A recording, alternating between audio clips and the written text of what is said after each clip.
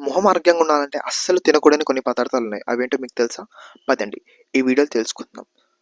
మొదటిది junk food. బర్గర్‌లు, పిజ్జాలు, చిప్స్ ఇవెలా నష్టపరుస్తాయంటే వీటిలో ఉన్న ట్రాన్స్ ఫ్యాట్ ఆయిల్స్ శరీరంలో ఇన్‌ఫ్లమేషన్ పెంచుతాయి. దీంతో ఆయిల్ ప్రొడక్షన్ పెరిగి మొటిమలు, గుల్లలు వస్తాయి. రెండోదొచ్చేసరికి షుగర్ ఫుడ్స్. దీంట్లో షుగర్ ఎక్కువ ఉండడం వల్ల బ్లడ్‌లో గ్లూకోజ్ పెరిగి చర్మం మడతలు మడతలు పడిపోతుంది. స్కిన్ ఎలాస్టిసిటీ తగ్గిపోతుంది. మూడోదొచ్చేసరికి కూల్ డ్రింక్స్ మరియు ప్యాక్డ్ జ్యూసెస్. దీంట్లో ఉన్న పీహెచ్ చాలా తక్కువగా ఉంటుంది. పీహెచ్ తక్కువ ఉండడం వల్ల బ్యాక్టీరియా పెరగడానికి ఎక్కువ ఆస్కారం ఉంటుంది. దీనివల్ల మొటిమలు ఎక్కువ వస్తాయి. చర్మం డల్‌గా కూడా కనపడుతుంది. నాలుగోదొచ్చేసరికి వైట్ బ్రెడ్, నూడిల్స్, పాస్తా. ఇవి ఎలా నష్టపరుస్తాయంటే వీటిలో రిఫైన్డ్ కార్బన్స్ ఉంటాయి. ఇది ఇన్సులిన్ స్థాయిని పెంచి హార్మోన్లు పెరుగుతాయి. హార్మోన్లు పెరగడం వల్ల మొటిమలు, గుల్లలు మళ్ళా ఎక్కువ వచ్చే అవకాశం ఉంటుంది.